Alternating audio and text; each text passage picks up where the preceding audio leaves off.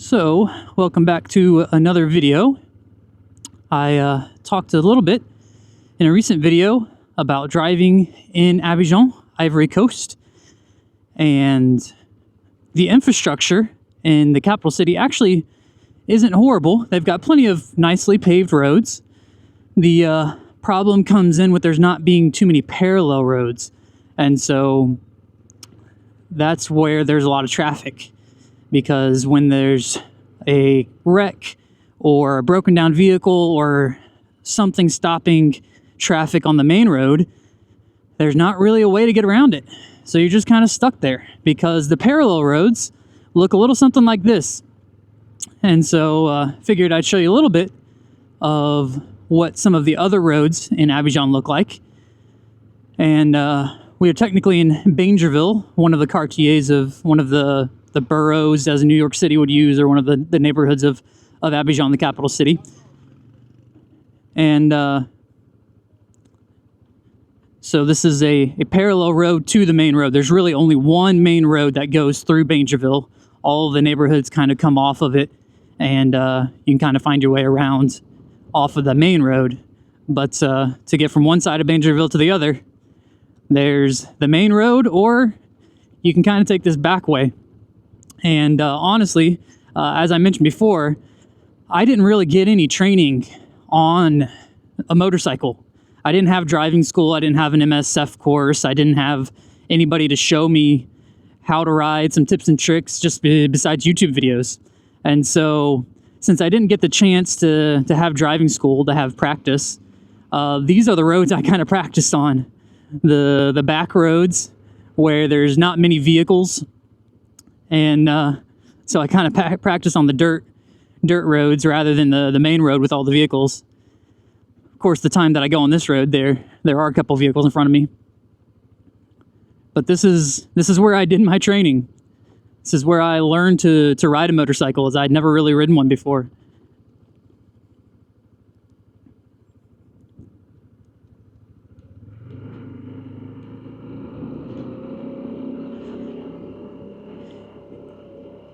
You can kind of see it's a gloomy day. I always debate going out on these days because, first of all, there's not much lighting, so the camera doesn't look as good, nearly as good when it's this much cloud cover.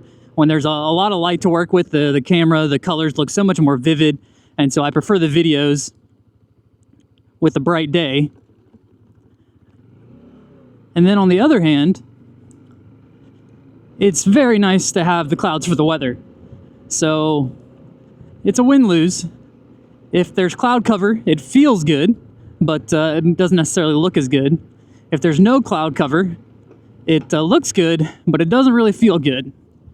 These guys are always out here forming rebar for construction.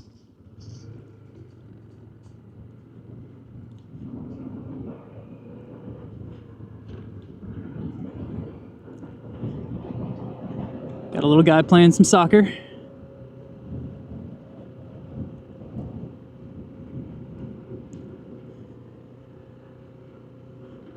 But I am headed to a grocery store. Not the one we normally go to, but still has a good enough selection to get a few things. And I'm just going to go ahead and head this back way to kind of show you what some of these parallel roads look like. Oh. All right. So those guys were kind enough to let me know my camera fell off the bike, give it back to me. So now I've mounted it a second time. We'll see if it stays on this time. I'll try to keep an eye on it more in the mirror. But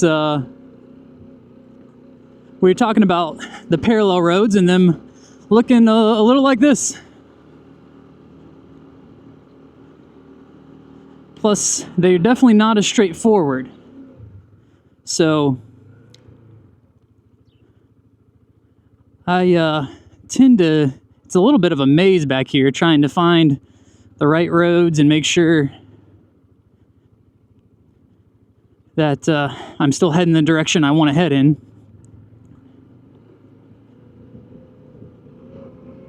But yeah, I did a little exploring back here when I was training.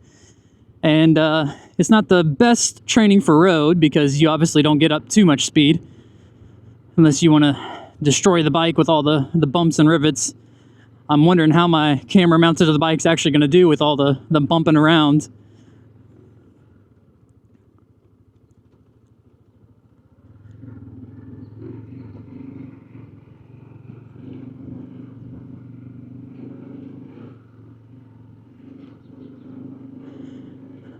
But it's definitely not the cleanest back here. But it is interesting that they're doing, you can see the blue numbers, that number is 88. They are starting to do addresses here in the Ivory Coast. Just so, one of the annoying things about Google Maps is they have Google Maps here, which is very nice to have GPS, but they don't have addresses. So it's not like you can plug in an address to go find a house. So you still rely a lot on directions and talking to them on the phone and them leading you to their house. And so it's a little difficult, but they are starting to give addresses. So they are starting to paint on house numbers, give some street names. I don't know how they're going to get all the information into Google Maps, but they are getting that process started. So they are advancing in that area as well, because that is one of the third world elements, is trying to be able to find where to go.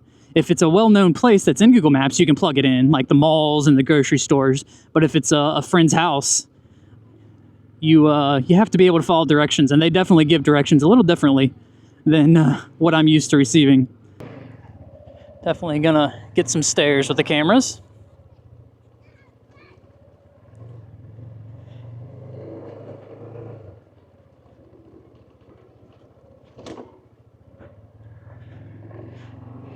But you can see it would be kind of difficult for a car. So while a motorcycle can get back through here, it's a car has to go pretty slowly, and it's almost just worth sitting in the traffic. By the time you go this far out of the way and go through all these bumps and rivets and hills,